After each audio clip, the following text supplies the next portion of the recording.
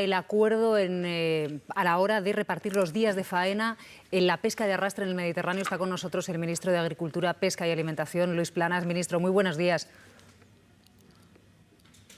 Muy buenos días. El ministro que nos atiende desde Bruselas después de ofrecer esa rueda de prensa en la que estaba dando todos los detalles del pacto. Ministro, ¿usted está satisfecho con el acuerdo? Sí, yo creo que ha sido un buen resultado de este Consejo, un buen resultado para Atlántico y un buen resultado para Mediterráneo.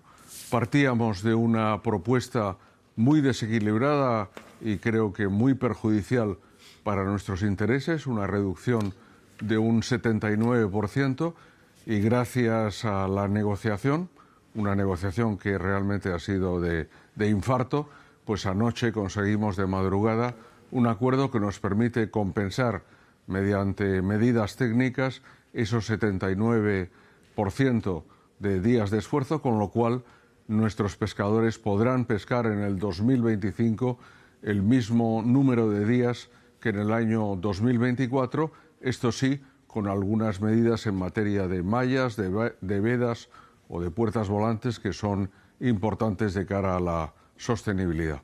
O sea, el punto de partida es la reducción que estaba prevista y a partir de aquí, si se aplican medidas, se pueden ir sumando días.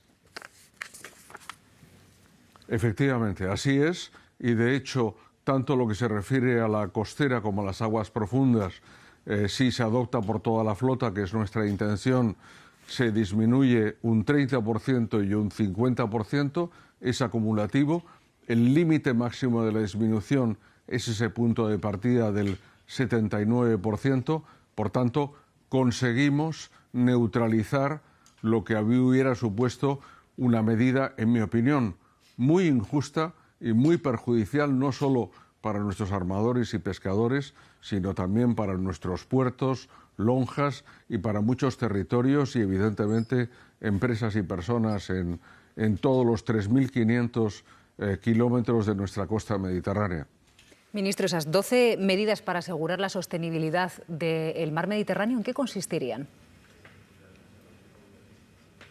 Bueno, tenemos un conjunto de 6 medidas. Esas medidas se refieren, por una parte, como decía antes, al tamaño de las mallas.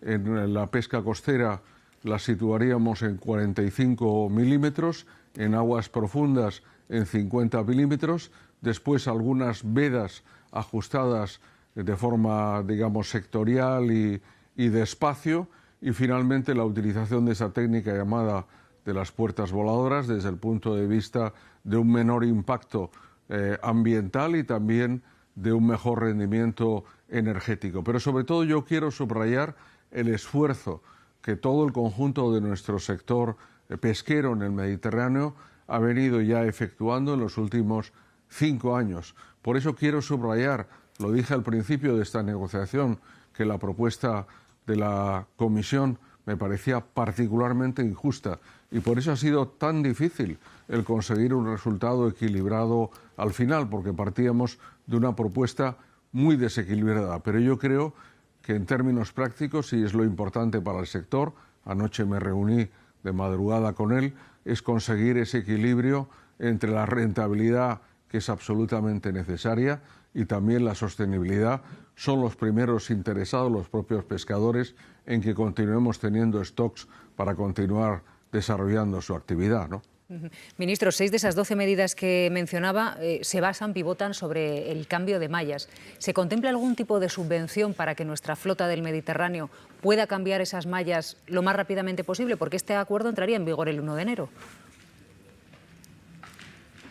Claro, aquí hay 2 temas. Uno es regulatorio, como usted efectivamente indica, y en eso vamos a lanzar la consulta pública y adoptar las medidas por parte del Gobierno de España en concertación con las 5 comunidades autónomas mediterráneas y con el propio sector. Y después ya estamos en contacto con la Comisión Europea para hacer elegible en los fondos europeos, concretamente en el FEMPA, la financiación total o parcial de estas medidas que puedan adoptarse a este respecto. Lo subrayo de nuevo, es un gran esfuerzo, pero yo creo que es un resultado que, viendo el punto de partida del cual estábamos, hace 48 horas efectivamente estábamos preocupados porque se podía haber producido en términos prácticos el colapso de nuestra pesca en el Mediterráneo. Hemos conseguido salvarla, pero evidentemente tenemos también que tener presente cuál es el futuro. Y quiero subrayar una vez más que la pesca por supuesto en fresco, también los congelados y evidentemente las conservas, son una proteína de muy alta calidad y además que tienen muy baja huella de carbono. Por tanto, si me permite, en esta proximidad de las fiestas navideñas, yo recomiendo el consumo de pescado porque evidentemente es una proteína magnífica. Nos sumamos a eso, ministro. ¿Cuánto tiempo van a tener para adaptar esas medidas y ir sumando esos días? ¿Y quién va a hacer el control de esa aplicación de las medidas? ¿Quién va a ir diciendo, pues ahora usted puede pescar tantos días, ahora tantos? Bueno, normalmente cuando adoptamos el acuerdo político con el que hemos hecho esta madrugada, a continuación pasa al Coreper y se produce la adopción final y la publicación en el diario oficial antes de final de año. Nosotros estamos ya en contacto con las comunidades autónomas y con el sector. Las pensamos convocar en los próximos días, en las próximas semanas, como hacemos todos los años para las modalidades de aplicación. Aprobaremos las normas correspondientes de aplicación que serán publicadas en el Boletín Oficial del Estado y, como siempre hacemos, pues lo antes posible, pues lógicamente entrarán en vigor y por tanto se podrán aprovechar, como lo ha sido en años anteriores, estas medidas de compensación técnica. Yo creo que aquí ha habido un esfuerzo muy grande, se ha reducido hasta el 40% el número de días de trabajo en los últimos 5 años.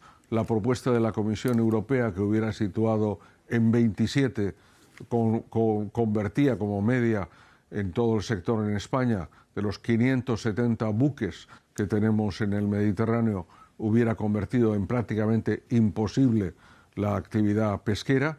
Yo creo que estas medidas selectivas que siempre hemos defendido son más sostenibles, llevan a cabo un efecto más importante para la preservación de los stocks y sobre todo permiten que las empresas, en este caso los armadores y pescadores, pues puedan continuar con su actividad. Por tanto, una buena noticia. Ministro, aprovechando que está con nosotros en la hora de la 1, nos gustaría preguntarle también por otro asunto, por ese acuerdo que se ha cerrado entre la Unión Europea y Mercosur, porque se ha llegado a hablar de la entrada aquí, en los países de la Unión Europea, de grandes cantidades de carne a un precio mucho más bajo del que se maneja en la Unión Europea. ¿Esto es así, ministro? No, yo creo que no es así.